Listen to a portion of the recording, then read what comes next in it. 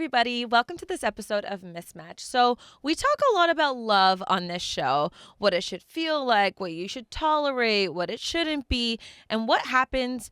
But what happens when your very first experience of love is perhaps a little bit unstable? When the people who are supposed to protect you, to really make you feel safe, and not necessarily allow you to grow up as fast as maybe you have to. Today's guest, Lori Thicke, shares a story that isn't polished or romanticized. It's a memoir. Her memoir, The Dreamer's Daughter, is about childhood shaped by chaos, a father who believed everything would work itself out, and a mother who left. It's about what it does to you, how it shapes your sense of safety, identity, and ultimately how you love as an adult. It has skyrocketed to number 2 very early on, and we have the fabulous author Lori with me in studio. Lori, it's great to meet you. Thank you so much, Nicole. I'm really excited to be here. I'm so excited to be here, and huge congratulations to you. It's incredible to me because after hearing your story and learning that this is only a recent endeavor of you put writing away for a little bit and then you decided to come back to it. So my question to you is, why now did you feel compelled to tell your story? I've written parts of it over the years, but in a way, when I think about dreams, in a way I was living my dad's dream.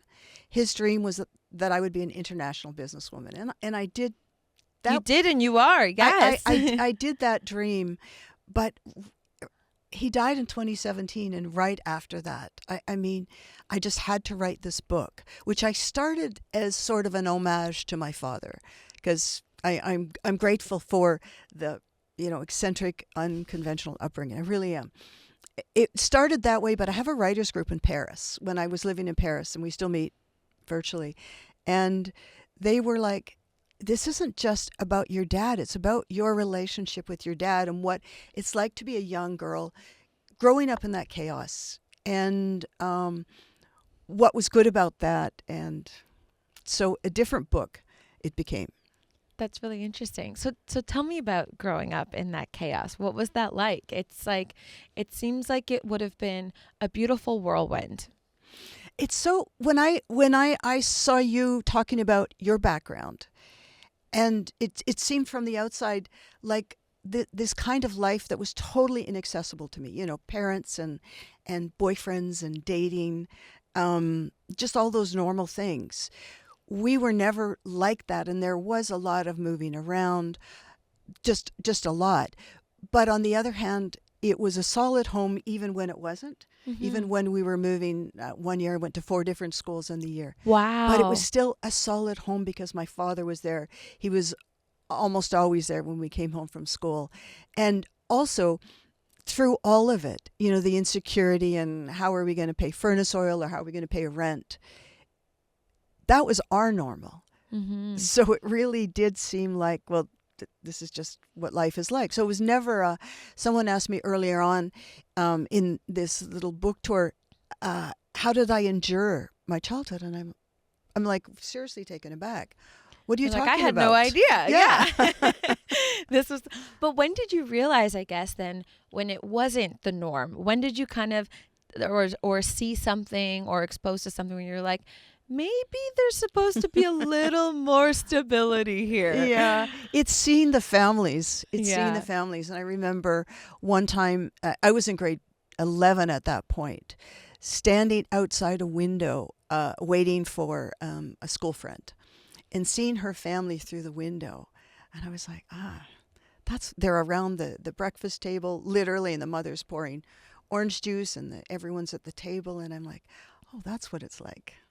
Sounds like a movie scene of like we've seen that in so many different kinds of films where you have the perspective and then you realize, oh, my life is very different. Yeah. But again, it doesn't make it any better or any worse, just different. For you, growing up, when did you kind of realize you had to grow up fast and perhaps kind of step up and accept things and kind of grow up fast? I think it was after my mom left when I was 10 and my brother was 5. I really didn't mother him the way that I should have, the way that he would have liked to. I just had my own shit. Well, how that I could was you? I was dealing just with. going to say, how could you at that age? Yeah, but I do feel guilty about that. But after my mother left and we ended up, the first stop was a boarding house with my father. And when he was, my brother had like psychosomatic or real, but it's an emotional thing, I think, bronchitis. So when he went into the hospital, my father visited him all the time. And the first thing he did was lose the first job that he'd had, not forever, but one of the first jobs he'd ever had. It was already a big step down for him to take a job, and then he lost it. And I realized, and we had no money anyway, and I realized I needed to push him a little bit. Dad, you need to make some money. And what was that like? If you go back during that time, what's that conversation like? How did you feel kind of in that moment having that conversation? Because I imagine it's scary to be the one to say that to your dad, because he's still your dad at the end of the day, but also realizing I need to probably say something so that he knows to do it, He already gave me a sense of power, even from a young age, just by believing in me, believing I could do anything, making me important to him, which is a little bit not the way my mom made me feel, but he made me feel like I could challenge him. So that wasn't a problem at all. But it's funny, like, you don't remember how you were young, right? I can't. But the only, like, I have clues, like after my mother left, I remember I didn't cry, but some doctor had prescribed tranquilizers for me. So I must have been acting out big time. Wow. Yeah. It's just funny. I just realized that when I was writing the book, and I thought, okay, something was going on, even if I remember didn't realize this it. perfectly calm person telling her dad what to do. That's wild. That's really wild. What's your response in remembering and like thinking that that's where you were at that point? Yeah, well, I think probably I should have cried, and I think my reaction was actually to take control out of every situation so that I didn't get left again. I had all the pieces in my hands and no surprises. So it changed me without me having the appropriate emotional response. Yeah. I am thinking this now. Yeah. I wasn't thinking it then, or even writing the book. It wasn't occurring to me. Well, I feel like the thing about a memoir, I've never written one, but I can imagine that even after it's written, you're still reliving things, and things will always still come back to you or be triggered in a way because it's your story, and there's no way to recall all the things, or the novel would be, the memoir would be never ending. So this that's like the beautiful thing about this journey that you're currently on. When you think about your relationship with your dad, father-daughter bond is really special. Yeah. I'm really blessed. I have a really good one with my dad as well. And I know not everyone does, though. How would you describe your relationship with your dad? Well, he was super loving, obviously, super loving. He was always there. I was always taking care of him. We were always taking care of each other. But there was also a lot of this back and forth dance of dominance. I hate to say that because it just sounds terrible, but it doesn't have to be negative, though. It wasn't. We were always fighting for, I don't know what. Yeah. That's a part of growing up, I feel like. Yeah. There's if it's, I feel like it's one parent who traditionally, like, that relationship is with that, a little bit butting heads. There's so much love there, but there's still the head butting for sure. Yeah. Yeah. What would you think that your dad would say about your memoir? And like, was he a part of like your heart and I guess your head even in writing all of this and telling your story? Oh yeah. I mean, I'm so sorry that he can't see this. He would be having a ball. He would really be enjoying it because he always wanted to be a somebody. He wanted to matter. And putting him in a book, I hope, made him matter. And I'm sorry he didn't see it. But he also believed in me. And I used to, when I went to graduate school in creative writing in the early days, I wrote about him because that was like, you couldn't make that stuff up. so, and I would give him those chapters, and he would take a lot of pleasure in them. So I could only imagine, just he'd be over the moon right now, and I'm so sorry that he won't be here to see it. Yeah, I don't know. I believe in. I'm very like spiritual, and I really do believe he is with you and sees it and feels it. And every time that a new memory comes in, it's probably him reminding you, being like, "Do you remember this, Lori? Remember this time? And remember when we went through this?" And so I have no doubt that he's super proud and with you along this way, for Thank sure. you, Nicole. If I could take you back, Lori, to when your mom left, that's really traumatizing for a young girl to experience, anybody to experience. You know, what was your reaction? Did you even like compute it? How did you digest that? One of the weirdest, hardest parts, well, first of all, we didn't know for 4 days that she was gone, because I came home from school and she wasn't there and hadn't left a note. She had written my father, but it took 4 days for the letter to get to him. So when it did get to him, she wrote, "You always wanted the children. Now you can have them." Oh, wow. Yeah. And so that we realized that she's really not coming back. And growing onward from that, the one thing that was really hard was trying to figure out how to be a girl. So I'm raised by my father with my brother, and my mom's gone, and I don't know how to be a girl. Weirdly enough, that affected me all my life, and so I would try to figure out who to model myself on. I had a beautiful older cousin, but she was like everything I couldn't be, so I couldn't model myself on her. I used to look at comic books. At the time, we read comic books all the time, but love comics, and not just Archie and Veronica, but Betty and Veronica. I used to read that comic all the time. Sorry, my car is named Veronica because it's red, and I love the Archie comics. So, but when you're a little girl and you really don't know how to be a girl, you look at those characters and try to figure out, well, that's how I'm supposed to be. Was that, how did you kind of like figure that out? And in your life, were you always kind of searching for that role model or that mentor, like to see in a woman?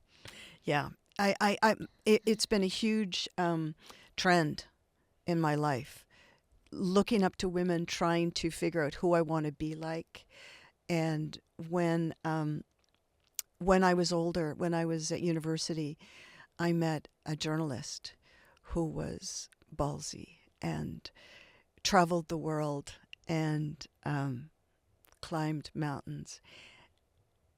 And that gave me a feel for aiming, that I could maybe aim for that, That's really beautiful. What kind of impact do you think that sort of like void or search has like left on you, even as a woman today, looking back?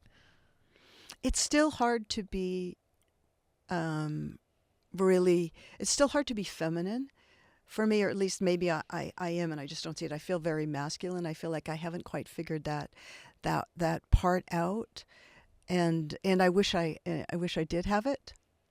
What do you mean in terms of feminine? Do you mean in terms of like energy? Do you mean aesthetic? Like how would you describe that? Well, it's like if I dance with a guy, I can't let him lead. It's really hard. I mean, it just isn't in my nature. It's just not in my nature. No, that's a great example. I mean, I obviously haven't had your life, but I struggle with the same thing. So you're not alone in feeling like that. That's for sure. So I guess, do you have a relationship with her now? Have you ever wanted to search for her? Do you think that she has perhaps read the book? If my mother was still alive, I could not have written this book.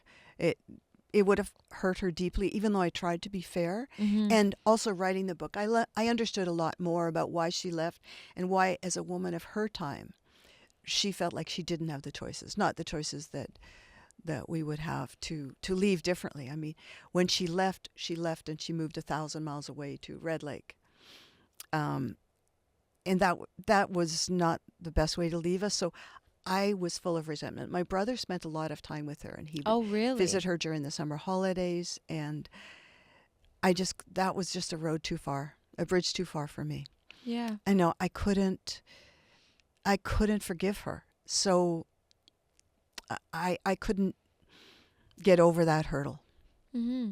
And I regret that hugely, because if I had the understanding that I've gained from writing the book, I would have been able to forgive her.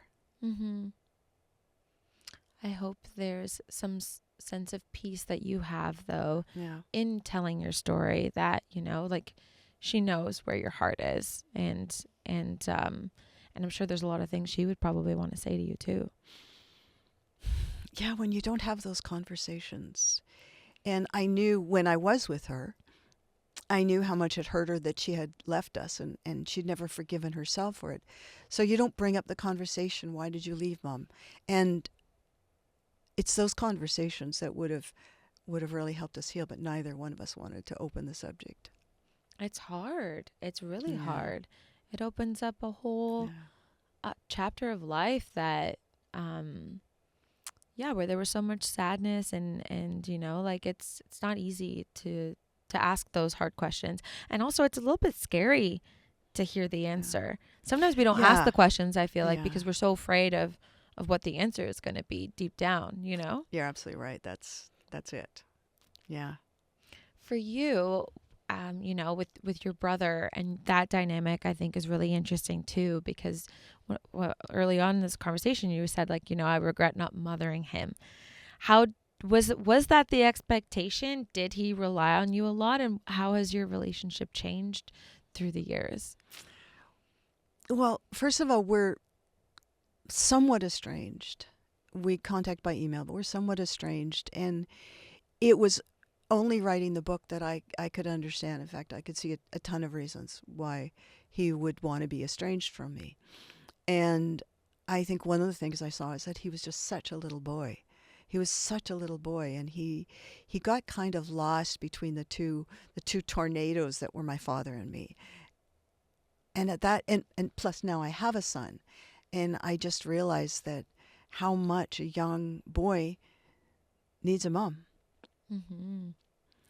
So, yeah, another thing I wish I'd done differently. Has he read the book?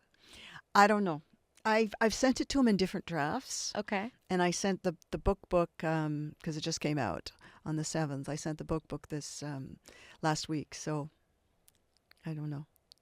You know, maybe it would be hard for him actually to open that up. I think there's going to be a lot of stuff that he would always say to me, "Come on, Laura, just let it go," because clearly I couldn't let it go. It's hard to let things go when they're impact Yeah. and you're living it. He's a lot younger too, right? So it's what you see is very different than what he sees and understands even, right? Yeah. So how has this then impacted how you've raised your son? When I first got pregnant and had my son, you know, you don't know what you're going to be like as a parent. And I was scared I was going to be like my mom and leave him. I was really scared I was going to leave him. The minute I had him, I realized I'm like my dad. And, you know, gave him a really stable home. I think we only moved twice in all the time he was growing up with me. So, yeah, it made me a more stable parent. There you go. Yeah. So what sorts of things did you, besides the moving, you know, what else did you want to take into your parenthood? Financial stability is actually a big thing. My father taught me to deal with instability. So it's not like money doesn't worry me. But at the same time, it underpins the stability of everything, what school you can go to, and if you can get new clothes for the new term, and all sorts of things. So that was important too, even though I would say I didn't suffer, and we didn't even know we were poor. My father was in such denial. We were the creme de la creme. Mm-hmm. We just happened to be a little short of money, but it was only temporary. And which by the way, I think is a really great way to bring up your kid. But, you know, just believing that you can do anything, and you're not stuck in poverty, for example. For sure.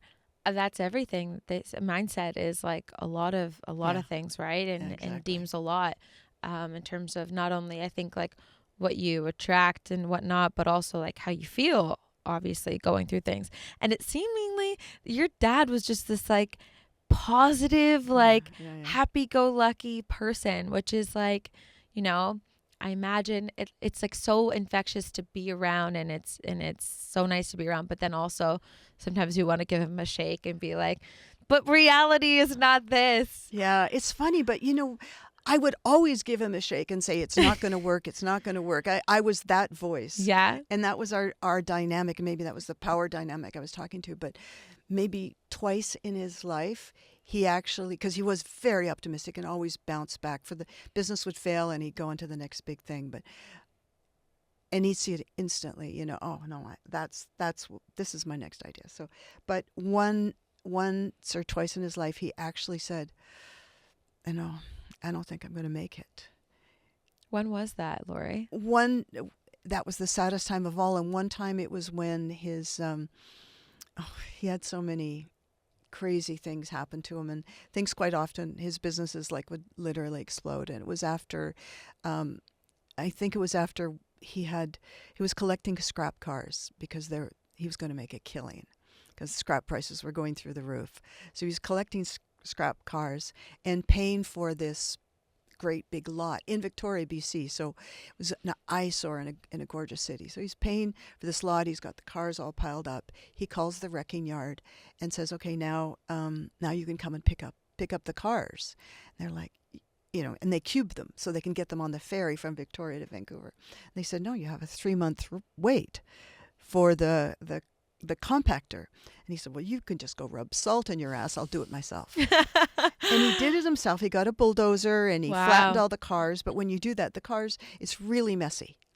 The cars are, the fenders are hanging off, the doors are hanging off. So he hired a welder then to neaten it up, loads all the cars onto a flatbed trailer and takes it down to the ferry.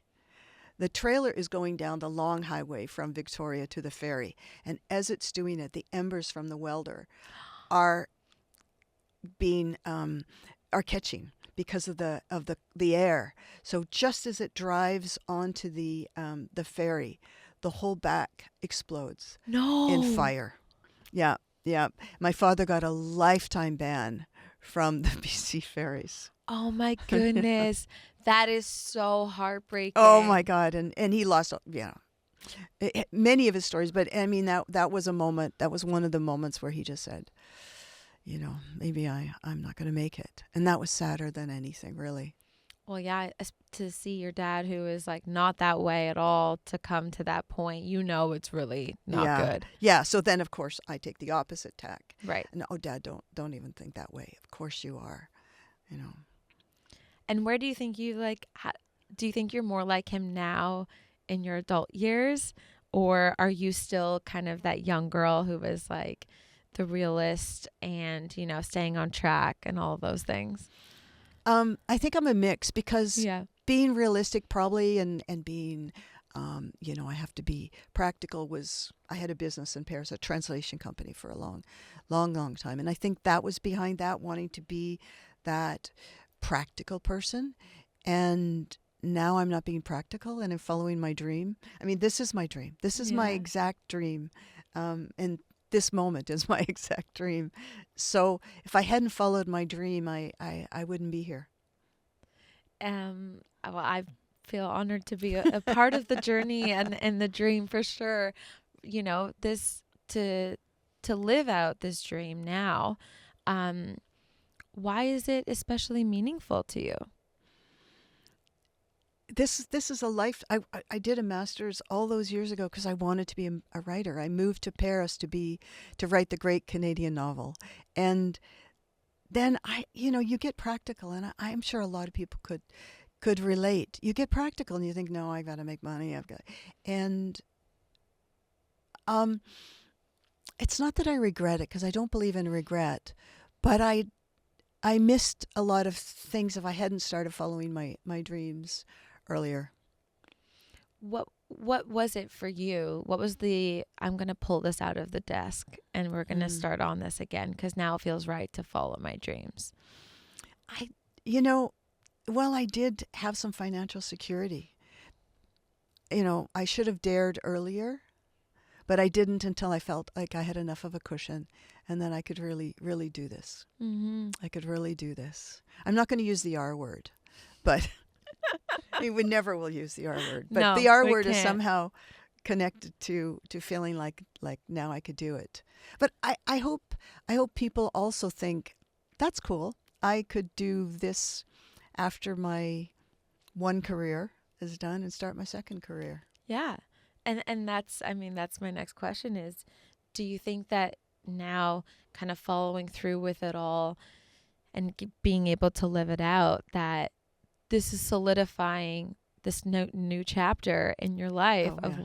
of continuing this? Yeah, I'm working on a novel now, which is about being my age, and also going through that transition, the end of one career, which we're still not using the R word, but it's how you find purpose and meaning in this new life. Yeah. And I see people around me. Some are finding their purpose and meaning, and others are doing the crossword puzzles, and I think this is definitely a time when you can have your strong second act. I love that. That's so beautiful and so fierce at the same time. So Lori, what is this second act, and tell me about this next chapter for you. This whole month, the book became an instant bestseller, and it just knocks the wind out of me. It's so thrilling, and this is what I want to keep doing. I want to keep writing, finally writing, and working with my writers group. And I will be back in Canada in the fall, and I hope to tour again, because I can't tell you how it feels when people come up to me at readings and they've read the book. I've literally had people have tears in their eyes saying, this book meant a lot to me. This book really touched me. And there is nothing like the feeling of being part of that exchange with a person. And I can't explain it. It's just so beautiful and really touching and really gratifying. It's I'm sure a lot of people probably also have read the book and said, like, I went through something similar, or I feel like I'm not alone. Like, in also sharing your story, what sort of community have you been able to build and like discover as you've been along the ride? It's so incredible and shocking, because I think I had the quirkiest life. What could anybody find to relate to? But I'm finding people they take a part of it. A bad first sexual experience, not feeling confident, losing a parent, being talked into taking Latin. And that there's parts of it all the way through that a person will pick out apart. And then men. So I don't even promote this to men, and I don't talk about it to men, because I'm thinking it's a woman's book. And men are coming up relating to the flawed dad. Wow. I've had several men want to give that to their daughters so that they would understand they were flawed but trying. And while women will say, well, what happened to you when you got to Paris? Men will say, what happened to Dakar? It's so interesting. Yeah, that is really interesting. Yeah. How it sits with different people, and Exactly, at different, again, depending on like what someone is going through and whatnot. For people who are listening or watching or have read the book for the first time, what is your hope that the takeaway is? I hope that the takeaway is hope and optimism. I mean, we crashed and burned so many times, and yet we always found a way out of it. And that really our security is not in our jobs or our businesses, or it's in us and the abilities that we can bring to bear on making our lives what we want. And I really believe, because that's what my father taught me, just make your life what you want it to be. Mm-hmm. In all the experiences that you've gone through that have shaped you, what are you most grateful for? I truly am grateful for my dad, because he gave me a sense, our parents give us everything, right? And he gave me a sense of I can do it, can do. And when I do my gratitude exercises, he's always at that, I'm always grateful for the father I had. And some Aw. people are surprised by that, but I am. That's really sweet. For you again, and a lot of the heartbreak that you experience in your life, how has that shaped the way that you experience love today? Um, yeah, I'm a little cautious in love, and I think you might have said something about that too. I protect myself way too much because I even though I have done therapy, I clearly haven't gotten away from my fear of being abandoned. So yeah, that's a bit of a handicap when you are afraid to be vulnerable. Mm-hmm. It's a lifelong journey of Yeah. understanding and moving past that. But I think the first step is understanding it. Seems like you see Yeah. it. You Yeah. know yourself well enough to know. So that's a start. Yeah, and it's a really a goal, but it still is hard to do because you've got all these years of practice Mm-hmm. protecting yourself. So what does your inner voice tell you then when you catch yourself in those moments? I'm trying to learn how to be vulnerable. I don't even know how you learn that, how you do that. But I actually really, weirdly, because that's how you deepen your relationship, I really truly want to learn how to be vulnerable Mm-hmm. and to lose control. The idea of it just freaks me out. Yeah. Oh my God. But yeah. So those are serious goals. Where are you at in your love life today? I've had a long-term relationship, 9 years. Beautiful. He's a professor of psychology, and I'm telling you, that is the best boyfriend to have. Oh my goodness. And my son's a psychologist too, so Oh, that's funny. I do get a fair amount of free therapy, which There you is go. really Yeah, great. you are surrounded, Lori. Yeah, Uh, and yeah, it's nice having. Well, not every man wants to have talk about relationships like a lot, and I can definitely do that with my partner, and that's really a lot of fun. Well, for me, and probably not too painful for him too. him reading even your memoir and your story, I'm sure he knows it, but reading it in this way, how has it changed the way that he understands you or that you feel Uh, understood and loved? that's a question I haven't asked him, but he's read the book twice. He's given me Wow. feedback, and probably the kind of feedback he gave me was really helpful, especially in terms of showing more true emotion, because my first versions I was really holding back and telling the story in very dispassionate way, and he helped me be more honest and be more daring about it. Wow. It's easy for me to be daring about talking. I just about I can talk about anything, but it was hard to be daring about my feelings. Mm-hmm. Again, the control thing. Yeah, for sure. Do you think that this book has helped you kind of unleash a little bit more of that? Well, definitely, I've showed a lot of myself to strangers, and It's very brave. it's freaky. It's freaky. What was like when you kind of published the book and it was all done, no more changes, no more edits, no more drafts.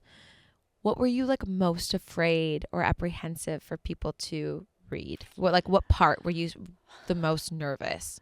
Oh, there's so much. There's the drugs. The drugs probably. I mean, the sex. I don't have too much of a problem with that, but the drugs, yeah. And when I think about it, my son has. I'm going to have to scratch out some chapters. He hasn't. Yeah, you even forget just how weird and unusual it is to put that kind of story out there. Cheryl Strayed did in Wild, Mm-hmm. but I think that just makes two of us that have really gone there. What have people said about? Has anybody brought up anything? No, nobody said a word about it, but now I know that they know. Yeah, yeah. So I have to process that probably a bit. Um, I've seen you be really honest as well, and so that feeling of, whoops, now they know it. Yeah, it's definitely scary. With anything that you hold really close to you, whether it be an experience, an emotion, setting that, putting that out in the world is scary. But the biggest thing, or what I have always told myself, is like, I experienced this and I felt this and I believe this, and this is a part of like my journey. It doesn't matter what anyone else has to say or think. This was like healing for me, and this was freeing for me to finally be able to say it in this way, and hope that someone is listening or reading saying, wow, I've gone through the same thing and I feel a little bit less alone, right? Yeah. Yeah. And I'm amazed at how many people have gone through similar situations. And we never talk about it. I mean, as women, we usually don't talk about this stuff. Mm-hmm. Why is that? Anything negative, I think we blame ourselves. And, you know, so from my time, like guys even assaulting you, even, you know, coming on to you to the point that it is assault, it's just weird. My generation would you'd never even tell your closest girlfriend because Right. you felt to blame. What about your generation? Do you actually talk about that?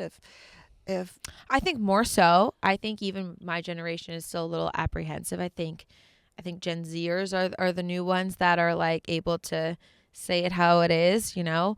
But I think people are starting to more so for sure. Mm-hmm. But I Oh, understand good. it. Yeah. Yeah, it was not like that. Nobody talked about that. Yeah, and like my horrible sexual experience and being left naked and on a bough of trees in the forest. Yeah, I didn't tell anybody. I didn't tell anybody until I wrote it down in the book. Really? Really? Yeah. You haven't told anybody? No, nobody. Oh, that's particularly scary then to say that out loud, for sure. Well, also, I think we sometimes play tricks with ourselves as well, even to think like maybe it wasn't that bad. And you kind of like suppress certain things because you don't want to acknowledge the reality of how bad it actually was. Yeah, I think that's absolutely true. Yeah. I just hope that high school teacher reads this book. We have some thoughts for that teacher, for sure. For sure. Yeah. How did that change you even, Lori? Oh, it was just one other brick in the wall of being insecure.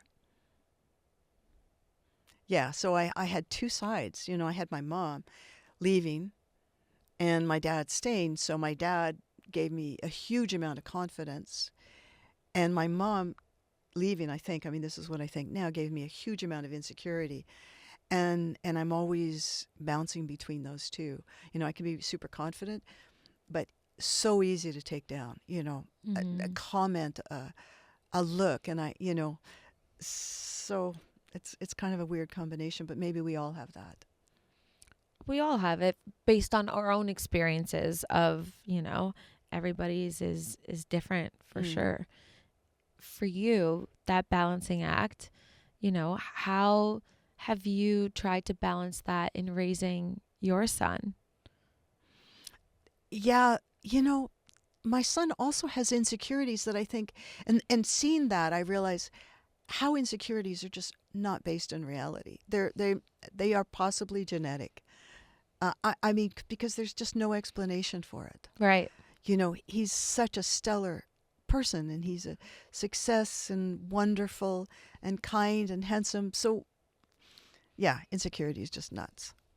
It is. It's you constantly ask yourself, you're like, a therapist had said this to me once of like being like, Nicole, ask yourself this question.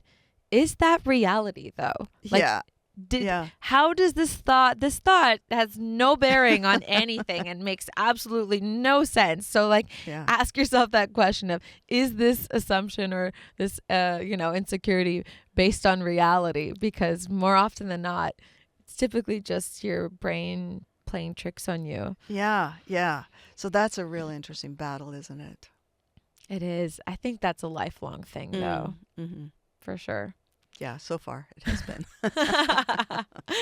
So for you, Lori, can you tease what I know you mentioned a little bit of what your next book is going to be. Where do you see your writing journey going?